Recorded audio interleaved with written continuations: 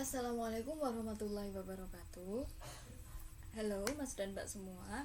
Jumpa lagi ya kita di pembelajaran kali ini. Kita lanjutkan ke materi berikutnya. Jadi kalau di pertemuan sebelumnya atau sesi sebelumnya kita sudah membahas mengenai salah satu tenses, yaitu present perfect tense. Maka pada pembelajaran kali ini kita akan mengenal jenis kalimat ya, tapi ini lebih kepada struktur atau susunan sebuah kalimat ya. Oke, yang akan kita pelajari pada sesi video kali ini adalah mengenai simple and compound sentence. Nah, ini ya, kita akan belajar mengenai bentuk kalimat simple dan bentuk kalimat compound. Oke. Nah, untuk mengetahui lebih lanjut bagaimana bentuk kalimat simple dan bagaimana bentuk kalimat compound, kita akan lanjutkan ke next slide. Ya, this one. Pertama kita akan bahas dulu apa itu simple sentence, apa itu kalimat simple. A simple sentence ya has only one clause. Ya, a simple sentence has only one clause, bahwa kalimat simple itu hanya memiliki satu klausa. Nah, satu klausa itu terdiri dari subjek dan predikat. Jadi, jika kita bedah ya Mbak Mas ya, jika kita bedah sebuah kalimat itu tersusun dari kata ya. Jadi sebuah kalimat panjang itu kalau kita bedah strukturnya apa saja sebuah kalimat, yang pertama adalah kata ya, word, namanya adalah word. Kemudian dari kata, kumpulan kata itu disebut dengan frasa ya. Kemudian ada kumpulan kata lagi yang lebih kompleks. Ada subjek, ada predikat di dalamnya. Jadi ada kumpulan kata yang lebih kompleks, ada subjek dan predikat, maka itu disebut dengan clause gitu ya. Kemudian apabila ada kumpulan kata yaitu berbentuk frasa ya. Kalau frasa itu tidak ada subjek, tidak ada predikat. Dia hanya kumpulan kata saja. Misalkan terdiri dari kata sifat dan kata benda. Misalkan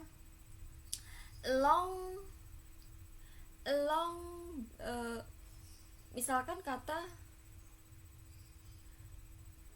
a long beautiful black hair. A long beautiful black hair. Ya, seperti kata long beautiful black hair. Nah, di situ artinya adalah sebuah rambut ya. Jadi rambut yang hitam, indah dan panjang.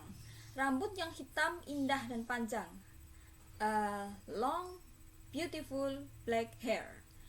Nah, di situ fokus utamanya adalah kata rambut kan. Tapi rambut yang bagaimana? Dijelaskan lagi.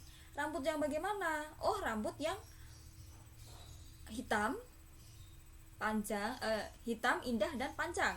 Nah, berarti kata hitam, panjang dan hitam, indah dan panjang itu kan kata sifat semua ya. Jadi dari kata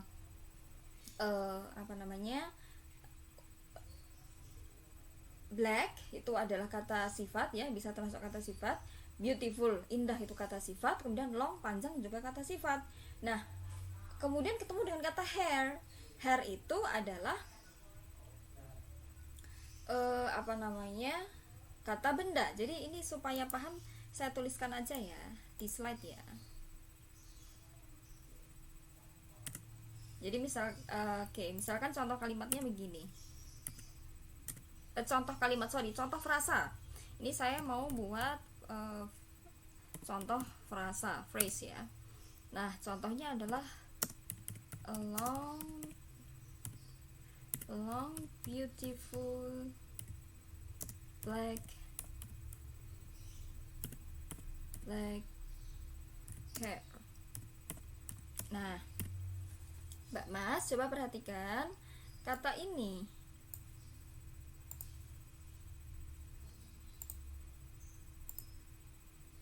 Coba perhatikan kata ini.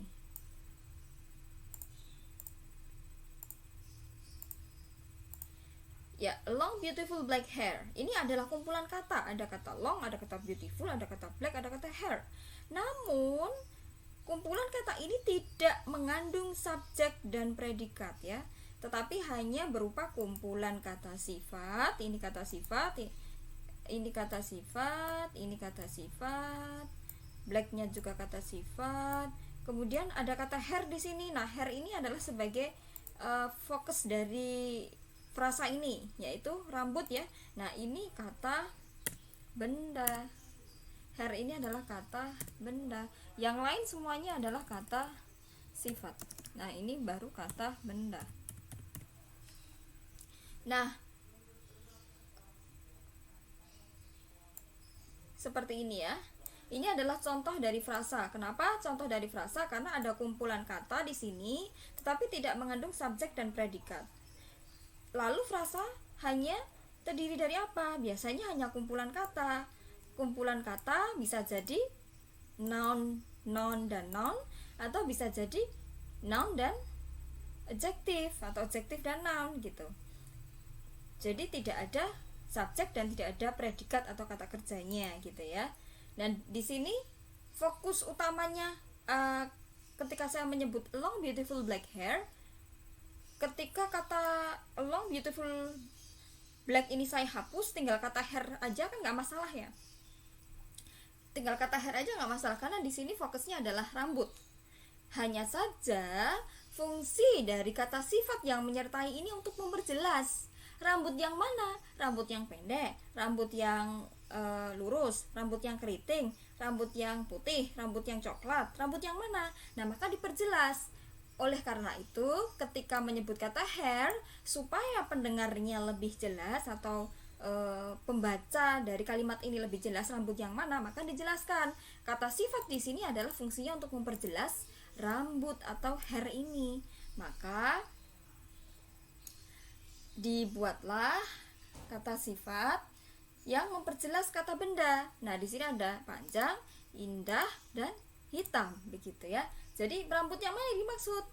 Oh, itu loh rambut yang hitam, indah, dan panjang. Nah, seperti itu. Nah, ini adalah contoh dari frasa. Lalu selanjutnya coba saya akan bikin contoh dari klausa ya. Saya coba buat contoh klausa.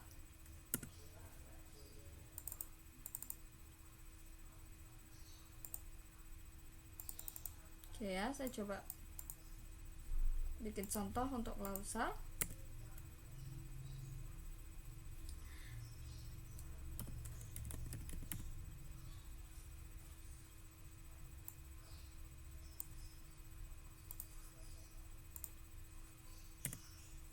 Sorry.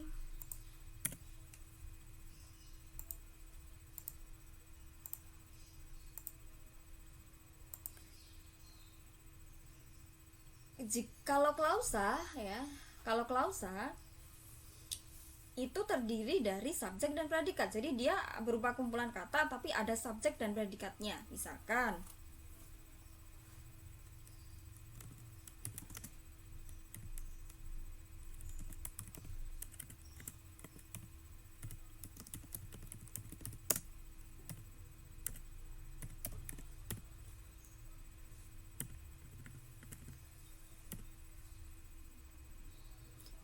seperti kalimat she learns English. Ya, kalimat ini. She learns English. Dia belajar bahasa Inggris. Nah, kalimat ini termasuk dalam klausa. Kenapa? Karena di sini ada kumpulan kata, ada kata she, ada kata learns, ada kata English, tetapi mengandung subjek dan predikat. Mana subjeknya? Ada kata she di sini. She di sini sebagai pelaku, maka dia sebagai subjek. Kemudian ada kata learns. Learns ini adalah belajar, mempelajari. Dia adalah kata kerja atau verb atau aktivitas yang dilakukan manusia. Nah, apabila ada subjek ya dalam kumpulan kata ini, apabila ada subjek dan predikat seperti ini, maka dia termasuk ke dalam klausa, begitu. Bisa dipahami ya? Oke, sekarang kita balik ke sini dulu. Nah, sekali lagi bahwa satu klausa itu terdiri dari subjek dan predikat, ya. contoh kalimatnya seperti ini. Birds live in nests. Burung itu biasanya tinggal di kandang. Kalimat ini termasuk ke dalam klausa. Kenapa? Karena ada subjek dan predikat, ada subjek dan kata kerja. Jadi kata birds di sini adalah sebagai subjek ya, dia kan pelaku ya. Kemudian diikuti dengan kata live. Live ini artinya tinggal, dia adalah kata kerja ya, bisa disebut dengan predikat. Kemudian nest. Nah, nest ini adalah sebagai adverb of place atau kata keterangan. Intinya adalah klausa itu ada subjek dan predikat gitu ya. Selanjutnya seperti kata the boys are singing. Anak laki-laki itu sedang menyanyi. Nah, maka kalimat ini ya, kumpulan kata ini kan, ini ada kumpulan kata ya, ada the, ada boys, ada are, ada singing. Ini adalah kumpulan kata yang menjadi satu ya. Dan ini disebut dengan klausa. Kenapa disebut dengan klausa bukan frasa? Karena ada subjek kemudian ketemu dengan kata kerja. Subjeknya adalah the boys, kata kerjanya adalah sing ya, are singing. Oke, lanjut. Nah, itu adalah kalimat simple. Jadi kalimat simple itu hanya terdiri dari satu klausa. Ingat ya, kalimat simple itu hanya terdiri dari satu klausa. Berarti ketika ada subjek dan verb ya dalam satu kalimat itu disebut dengan kalimat simple. Jadi kalimat birds live in nest ini adalah simple sentence, kalimat simple. The boys are singing ini juga kalimat simple. Sekarang kita coba untuk perhatikan compound sentence atau kalimat compound. Penjelasannya seperti ini. A compound sentence consists of two or more independent clauses. Jadi kalimat compound ini terdiri dari dua atau lebih klausa gitu ya, dua atau lebih klausa independen. Berarti kalimat compound itu terdiri dari dua atau lebih klausa. Independent clause terdiri dari subject and predicate ya. Tadi konsepnya pada klausa tadi terdiri dari subjek dan predikat.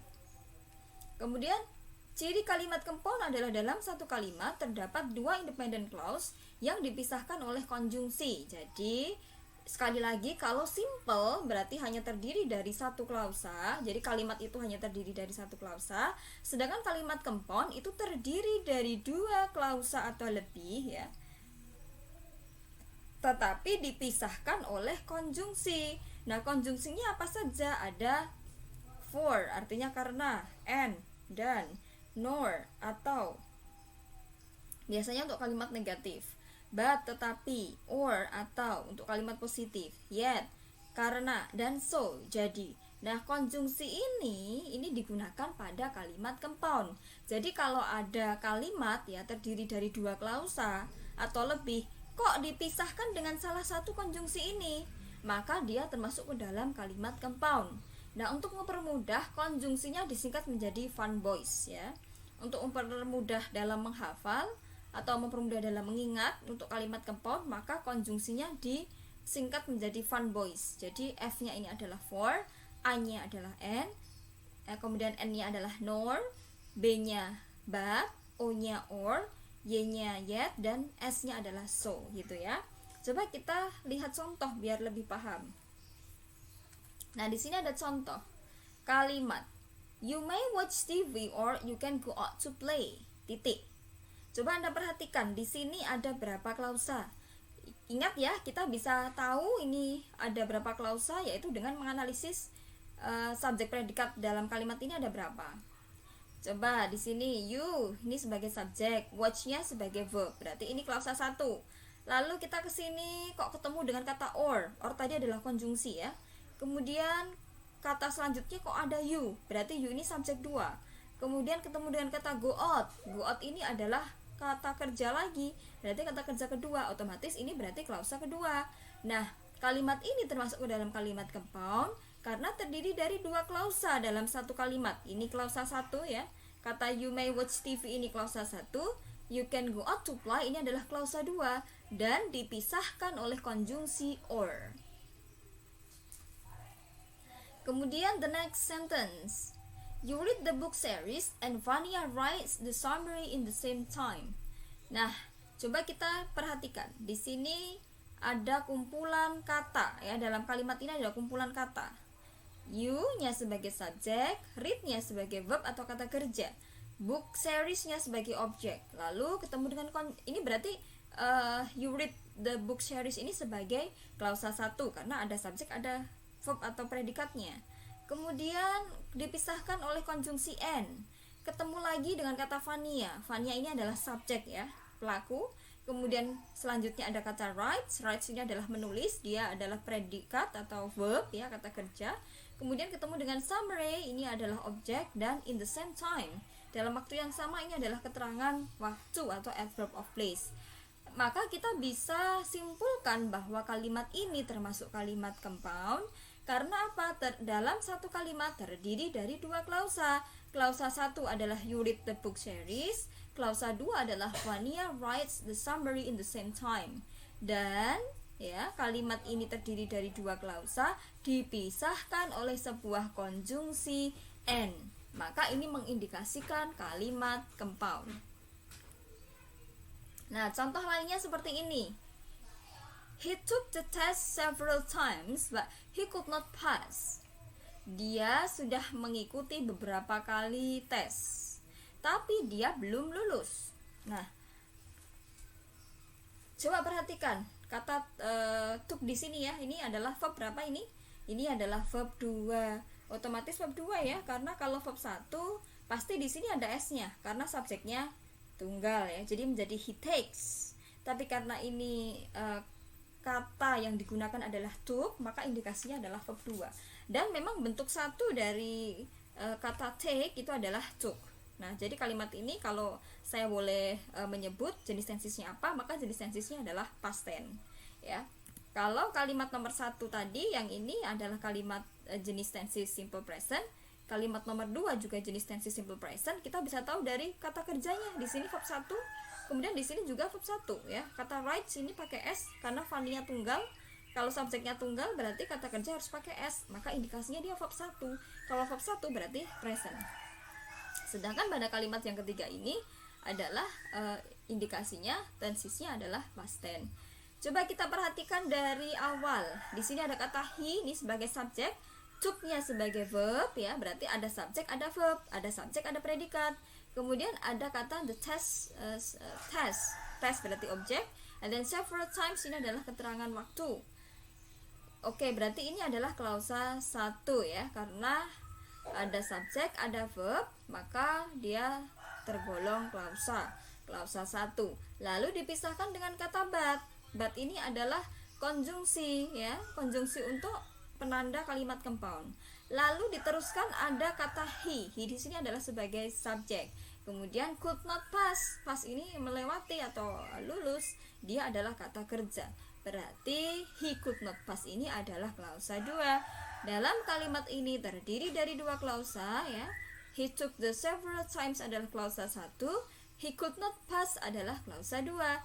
Dan kedua klausa ini dipisahkan oleh konjungsi yang namanya but, artinya adalah tetapi, maka indikasinya adalah kalimat compound gitu ya. Oke, begitu juga dengan yang lain.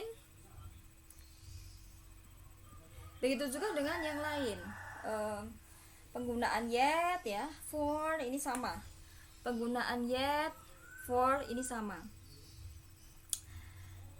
Untuk ini, oke, satu lagi saya terangkan yang ini dengan menggunakan kata yet ya.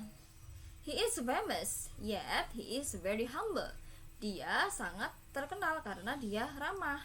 Nah, kata he di sini adalah sebagai subjek, kemudian is di sini adalah sebagai predikat. Ingat ya, saya sudah pernah menerangkan bahwa dalam bahasa Inggris predikat itu bisa dalam bentuk kata kerja asli, juga bisa dalam bentuk to be.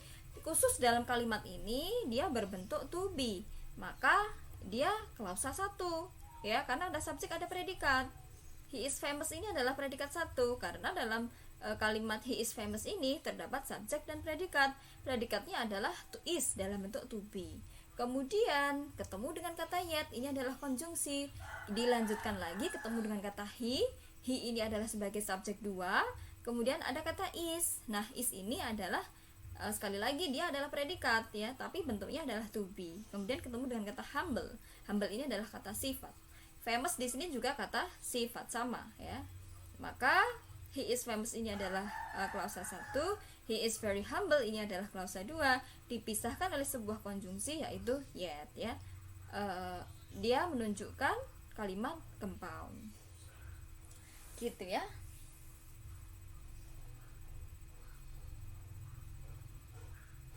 Selanjutnya, oh ya, saya mau menerangkan juga yang perbedaan penggunaan or dan nor. Jadi or dan nor itu kan sama-sama atau ya. Hanya saja kalau or itu digunakan untuk kalimat positif, sedangkan nor digunakan untuk kalimat negatif. Oke, supaya paham, coba saya coret-coret di sini ya.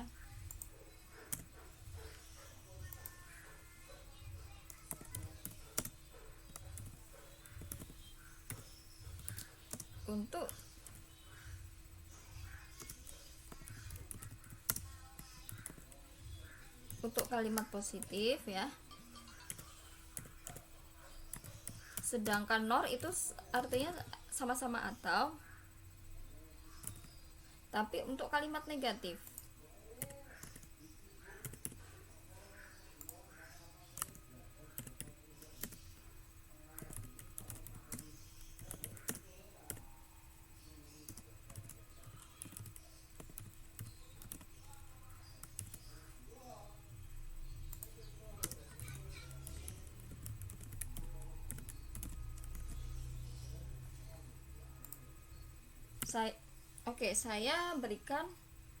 saya berikan contoh kalimat yang pertama untuk or dulu. Berarti or ini artinya adalah atau, digunakan untuk kalimat positif.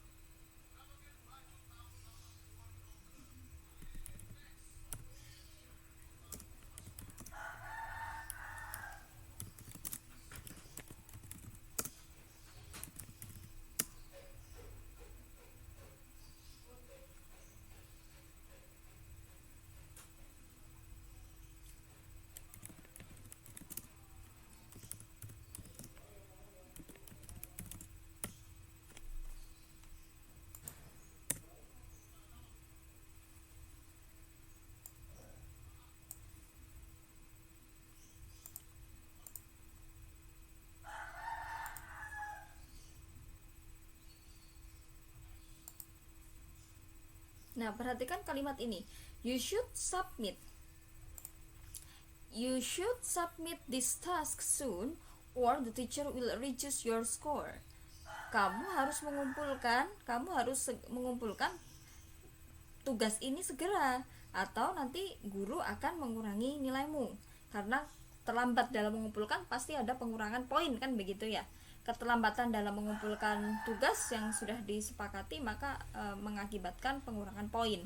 Nah, ingat ya, kalimat ini coba perhatikan di klausa 1, di sini ada kata you should submit this task soon. Kamu harus mengumpulkan tugas ini segera. Ya, di sini ada kumpulan kata, you-nya sebagai subjek ya. Submit-nya di sini adalah sebagai verb atau kata kerja, artinya adalah mengumpulkan. Ya, ini predikatnya. This task ini adalah sebagai objeknya, dan soon ini adalah sebagai kata keterangan waktu. Nah, ingat ya, ini ada kumpulan kata dalam menjadi sebuah kalimat ya, dan terdiri dari subjek dan predikat. Di sini subjeknya adalah you, predikatnya adalah submit, maka ini adalah klausa 1. Lalu geser ketemu dengan kata or, ternyata ini adalah konjungsi. Geser lagi ketemu dengan kata the teacher, ini adalah guru ya sebagai subjek. Will reduce, nah ini akan mengurangi adalah kata kerja atau predikat. Your score ini adalah sebagai objek.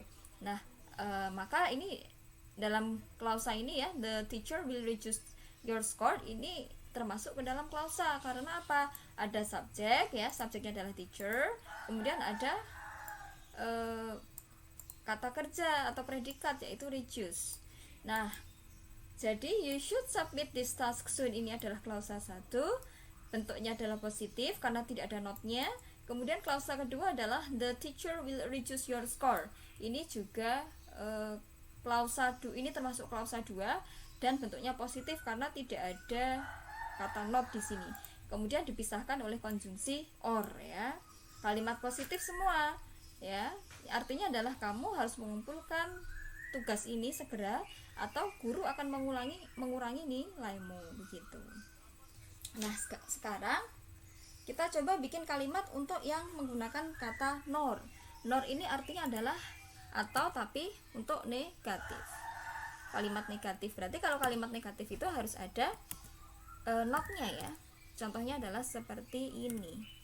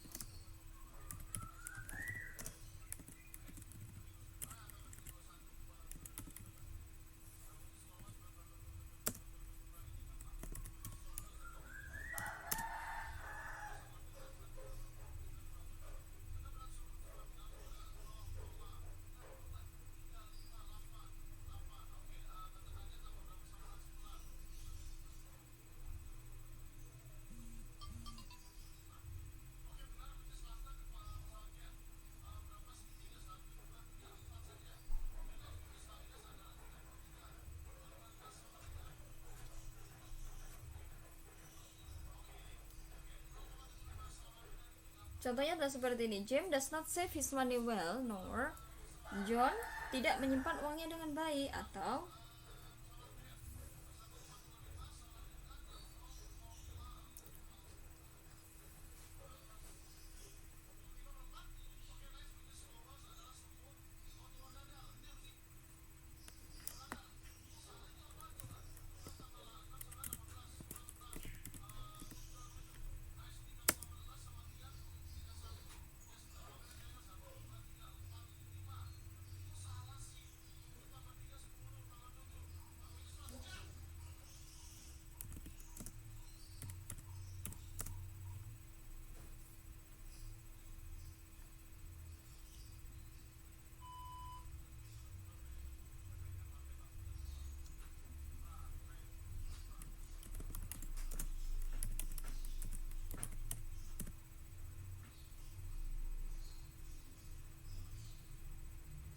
contohnya adalah seperti ini.